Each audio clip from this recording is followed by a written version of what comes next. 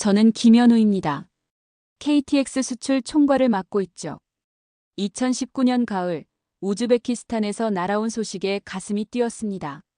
타슈켄트에서 누쿠스까지 1200km를 잇는 고속철도 프로젝트가 발표된 거예요. 신실크로드의 심장이 될 노선이었습니다. 하지만 곧바로 현실의 벽에 부딪혔어요. 프랑스 떼제베가 이미 발 빠르게 움직이고 있었거든요.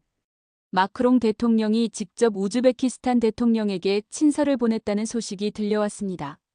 30억 달러 규모의 금융 패키지까지 제안했다더군요. 독일 이체에도 만만치 않았어요. 시멘스 최고 경영진이 직접 타슈켄트에 날아와서 정부 고위층과 연일 회동을 갖고 있었습니다. 일본 신칸센은 어떨까요? 아예 기술 우위를 내세우며 당연히 자신들이 선택받을 거라는 표정이었습니다. 첫 현지 미팅에서 우즈벡 교통부 딜로자 사피에바 박사를 만났어요. 해외 유학파 출신의 똑똑한 여성 엔지니어였죠. 그런데 그녀가 차갑게 말하더군요. 한국도 입찰에 참여한다고 들었는데 솔직히 왜 왔는지 모르겠어요. 기술력도 외교력도 다른 나라들에 비해 부족하지 않나요? 직설적이고 날카로운 말이었지만 저는 이해했습니다. 우리가 얼마나 작게 보였을지 말이죠. 공항에서 호텔로 가는 길, 창밖으로 펼쳐진 광활한 사막을 바라보며 깊은 생각에 잠겼어요. 저 끝없이 이어지는 모래 언덕 위로 우리 기술이 달릴 수 있을까? 세계 최강의 철도 기술국들과 어깨를 나란히 할 수 있을까? 솔직히 확신이 서지 않았습니다. 하지만 포기할 수는 없었어요. 이건 단순한 비즈니스가 아니었거든요. 우리 기술의 진정한 실력을 세계에 보여줄 기회였으니까요. 타슈켄트 시내 호텔에 도착했을 때 로비에서 프랑스와 일본 대표단을 마주쳤습니다. 그들의 여유로운 표정과 자신만만한 분위기가 모든 걸 말해주고 있었어요. 이미 승부가 났다고 생각하는 듯했죠. 하지만 저는 속으로 다짐했습니다. 우리도 할 수 있다고, 반드시 보여주겠다고. 입찰 설명의 첫날, 프랑스 대표단이 먼저 무대에 올랐습니다. 라파엘 모네 알스톰 해외 수출 총괄이 단상에 서더니 마크롱 대통령 친서를 꺼내 보였어요. 프랑스 정부가 직접 보증하는 30억 달러 금융 패키지를 제공하겠습니다. 이자율은 연 2%로 고정하고 상환 기간은 30년으로 설정했습니다. 회의실 분위기가 순식간에 바뀌었죠. 이게 바로 강대국의 힘이구나 싶었습니다. 떼제베의 화려한 홍보 영상이 대형 스크린을 가득 채웠어요. 시속 574km 세계 기록 달성 장면, 파리에서 마르세유까지 3시간 만에 연결하는 우아한 모습들. 우즈벡 관료들이 탄성을 지르는 소리가 회의실 곳곳에서 들렸습니다. 모네가 자신만만하게 말했죠. 떼제베는 단순한 열차가 아닙니다. 프랑스 150년 철도 역사의 결정체이자 유럽 통합의 상징이에요. 독일 이체의 팀의 발표도 압도적이었어요.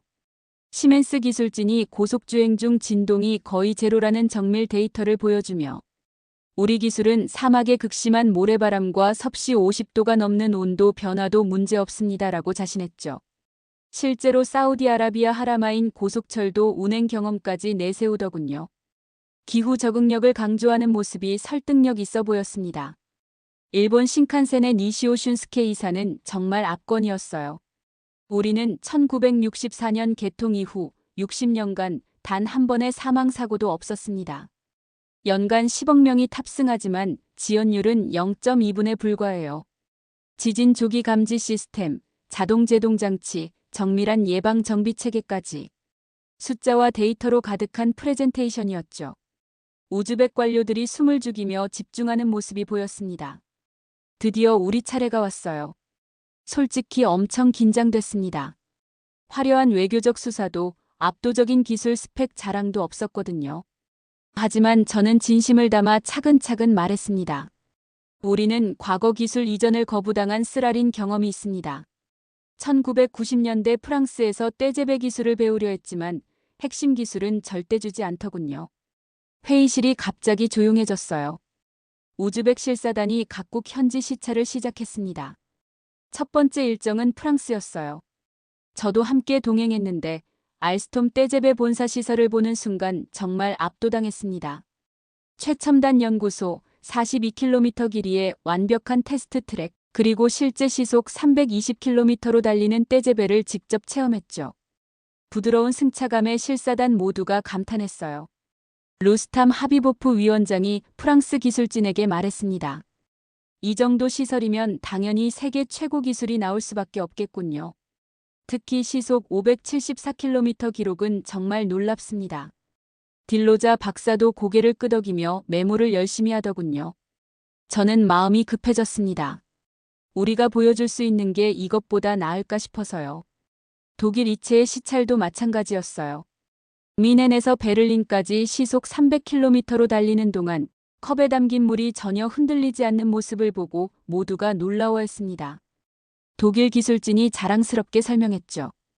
우리 이체에는 정밀공학의 결정체입니다. 0.1mm 오차도 허용하지 않아요. 일본 신칸센 시찰에서는 더 큰 충격을 받았어요. 도쿄에서 오사카까지 515km를 2시간 30분 만에 주파하는 동안 정말 한 번의 흔들림도 없었거든요. 게다가 후지산을 배경으로 달리는 모습은 마치 예술작품 같았습니다. 니시오 이사가 말했어요.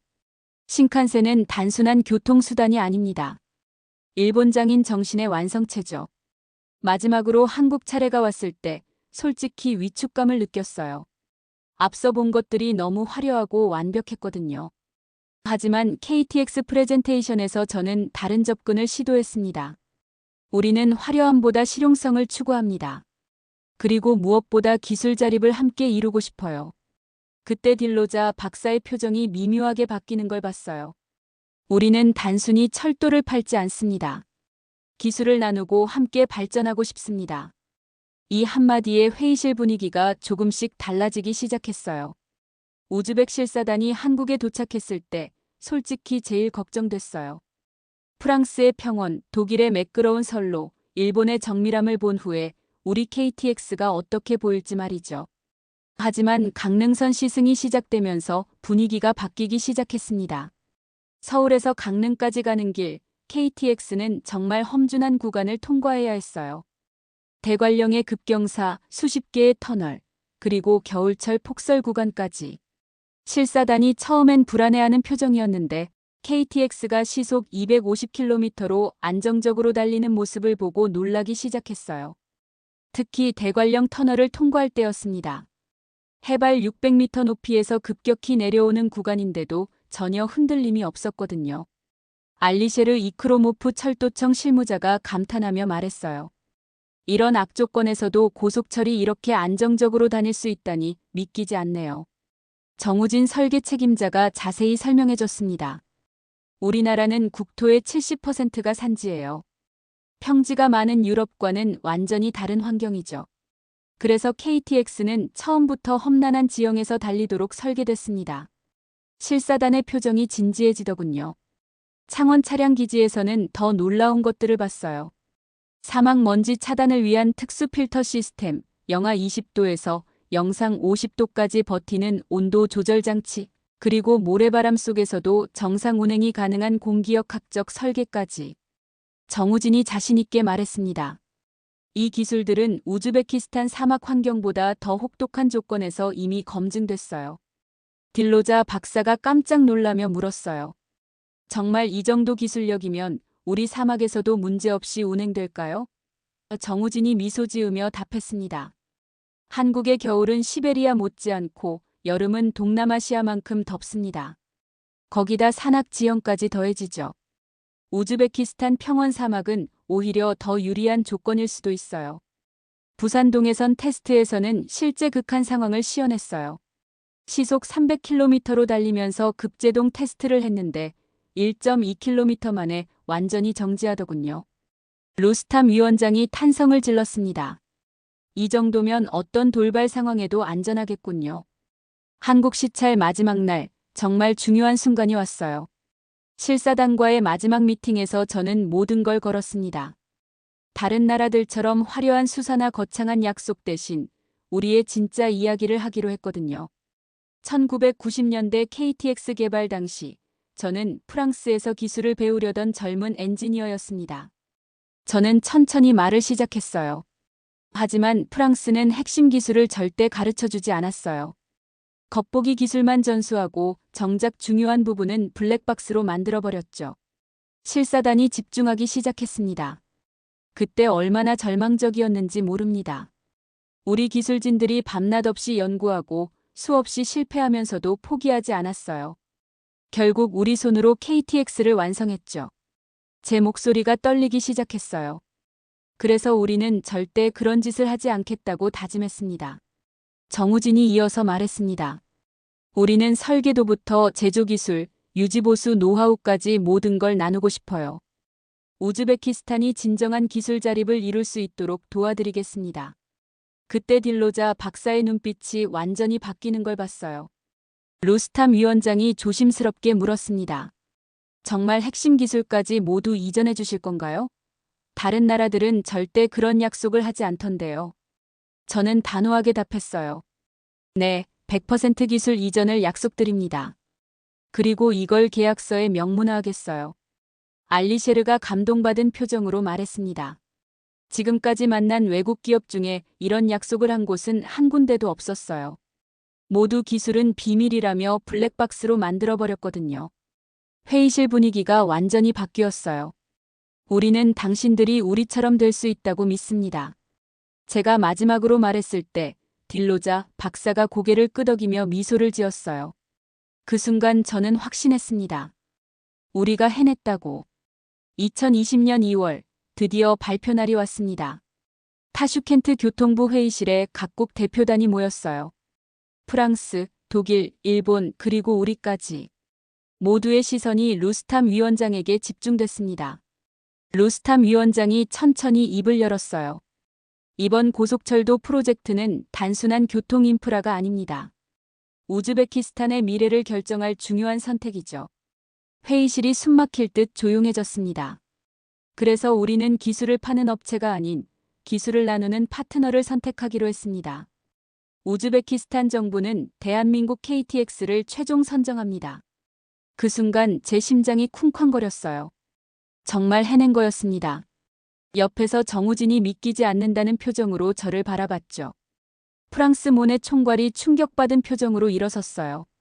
혹시 우리 제안에 문제가 있었나요? 금융 조건도 기술 수준도 최고였는데. 루스탐 위원장이 정중하게 답했습니다. 기술과 조건은 모두 훌륭했어요. 하지만 우리는 진정성을 선택했습니다. 일본의 니시오 이사는 아무 말 없이 자리에서 일어나 묵직하게 고개를 숙이고 퇴장했어요. 독일 대표단도 마찬가지였죠. 그들의 표정에서 놀라움과 아쉬움이 동시에 보였습니다. 딜로자 박사가 우리에게 다가와 말했어요. 처음엔 정말 왜 한국이 왔나 싶었어요. 하지만 진심은 결국 통하는 것 같네요. 그녀의 미소가 모든 걸 말해주고 있었습니다. 공식 계약 체결식에서 루스탐 위원장이 말했습니다. 오늘 우리는 단순한 구매자와 판매자가 아닌 진정한 기술 파트너가 됐습니다. 2,700억 원 규모의 EMU-250 도입이 확정되는 순간이었어요. 하지만 더 중요한 건 기술 이전 약속이었죠. 계약서에 명시된 조항을 보고 모두가 놀랐어요. 설계 기술 100% 이전, 제조 공정 완전 공개, 유지 보수 기술 전수, 그리고 현지 기술진 양성까지. 이런 조건은 정말 전례가 없는 거였거든요. 계약 체결 후 바로 실행에 들어갔습니다. 창원 차량기지에서 우즈베키스탄 맞춤형 KTX 제작이 시작됐어요. 사막 환경에 특화된 모래 차단 시스템, 극한 온도 대응 냉난방 장치, 그리고 1200km 장거리 운행을 위한 특수 설계까지 모든 게 새롭게 개발됐습니다. 우즈베키스탄에서 온 기술진들이 창원에 도착했을 때의 모습은 잊을 수 없어요. 알리셰르를 비롯해 20명의 엔지니어들이 마치 아이들처럼 눈을 빛내며 모든 걸 배우려 했거든요. 처음엔 언어 장벽 때문에 어려움이 있었지만 기술에 대한 열정은 국경을 넘나들더군요. 정우진이 직접 설계도를 보여주며 하나하나 설명했어요. 이 부분은 사막 모래가 들어오는 걸 막는 필터예요. 0.1미크론 크기 먼지까지 차단할 수 있죠. 알리셰르가 감탄하며 메모했습니다. 이런 세밀한 기술까지 가르쳐주다니 정말 믿기지 않아요. 조립 라인에서의 실습은 더 감동적이었어요. 우즈벡 기술진들이 직접 볼트를 조이고 배선을 연결하고 시스템을 점검하는 모습을 보니 뿌듯했습니다. 이들이 돌아가서 자국민들에게 이 기술을 전수할 거라고 생각하니 가슴이 벅찼어요. 시운전 테스트에서 알리셰르가 운전석에 앉아 직접 KTX를 몰아봤어요. 시속 200km까지 올려본 후 그가 말했습니다. 이건 단순한 열차가 아니에요. 우리나라 미래의 희망이네요. 그의 눈에서 눈물이 글썽거리는 걸 봤습니다. 6개월간의 기술 연수가 끝나갈 무렵 우즈벡 기술진들은 완전히 달라져 있었어요. 처음 왔을 때는 구경만 하던 이들이 이제는 시스템 전체를 이해하고 직접 정비하고 문제까지 해결할 수 있게 됐거든요. 정말 자랑스러웠습니다. 2021년 8월 마침내 우즈베키스탄 첫 KTX가 운행을 시작했습니다. 타슈켄트역에서 출발 신호를 받았을 때 저는 정말 감격스러웠어요. 사막 위로 은빛 궤도가 뻗어나가는 모습이 꿈만 같았거든요. 개통식에 참석한 우즈베키스탄 대통령이 말했습니다. 오늘 우리는 새로운 실크로드의 시대를 열었습니다. 이 열차는 단순한 교통수단이 아니라 우리 국민의 꿈을 싣고 달릴 겁니다. 수만 명의 시민들이 환호했어요. 첫 운행에서 타슈켄트에서 사마르칸트까지 344km를 2시간 만에 주파했습니다. 기존 6시간이 걸리던 거리였죠. 승객들의 놀라는 표정이 생생했어요. 정말 이렇게 빠르고 편할 줄 몰랐어요 라는 감탄사가 곳곳에서 터져나왔습니다. 무엇보다 감동적이었던 건 현지 청년들의 반응이었어요. 부하라의 한 대학생이 말했습니다. 이제 타슈켄트 대학도 다닐 수 있겠어요. 꿈만 같네요. 지방 도시 젊은이들이 더 넓은 세계로 나갈 수 있는 기회가 열린 거였죠. 경제적 효과도 즉시 나타났어요. 사마르칸트 관광객이 300% 증가했고 지역 간 물류 비용은 40% 절감됐습니다. 부하라의 한 상인이 말했어요. 이제 당일치기로 타슈켄트 시장에 다녀올 수 있어요. 장사가 훨씬 쉬워졌네요. 가장 뿌듯했던 건 우즈벡 기술진들의 성장이었어요. 알리셰르가 이제는 KTX 정비 총괄 책임자가 되어서 후배들을 가르치고 있더군요. 한국에서 배운 기술을 우리 젊은이들에게 전수하는 게 제 사명입니다라고 말하는 모습이 정말 자랑스러웠어요. 딜로자 박사는 교통부 차관으로 승진해서 2단계 누쿠스 연장 사업을 총괄하고 있었습니다. 한국과 함께 만든 이 기적을 전국으로 확대할 겁니다라는 그녀의 포부가 든든했어요. 사막을 가르며 달리는 KTX를 보면서 생각했습니다. 우리는 단순히 열차를 수출한 게 아니라 꿈과 희망을 함께 나눈 거라고. 그리고 이것이 바로 진정한 기술 외교의 모습이라고 말이죠. 노인 한 분이 창밖을 바라보며 말씀하시더군요. 예전엔 부품 하나 바꾸려 해도 외국 눈치를 봐야 했는데 이제는 우리 손으로 직접 고칠 수 있다니. 그 말씀에 모든 게 함축되어 있었어요. 기술 종속에서 기술 자립으로의 변화, 그리고 진정한 파트너십의 의미를 말이죠. 2024년 현재 우즈베키스탄 KTX는 연간 500만 명이 이용하고 있습니다. 그리고 2단계 누쿠스 연장 구간도 착공에 들어갔어요. 1200km 사막 횡단 고속철도가 완성되면 정말 새로운 실크로드가 열리는 거죠. 저는 지금도 가끔 우즈베키스탄을 방문해요. 그때마다 사막 위를 달리는 은빛 KTX를 보며 가슴이 벅차오릅니다. 프랑스 떼제베, 독일 이체에 일본 신칸센을 제치고 선택받은 건 화려한 기술이나 막강한 외교력이 아니었어요. 바로 진심과 신뢰 그리고 함께 성장하겠다는 약속이었죠. 사막 한가운데서 만난 한 목동이 KTX를 가리키며 말했습니다. 저 열차는 우리에게 미래를 가져다 줬어요. 그 순간 저는 확신했습니다. 우리가 한 일이 정말 의미 있는 일이었다고. 그리고 이것이 바로 대한민국이 세계에 보여줄 수 있는 진정한 모습이라고 말이죠. 여러분은 이 이야기를 듣고 어떤 생각이 드셨나요? 여러분의 생각을 아래 댓글에 남겨주세요. 그리고 감동적인 사연을 주변 사람들과 공유하고 함께 이야기 나눠보세요. 마지막으로 1초밖에 걸리지 않는 구독과 좋아요, 알림 설정은 영상 제작에 큰 힘이 됩니다.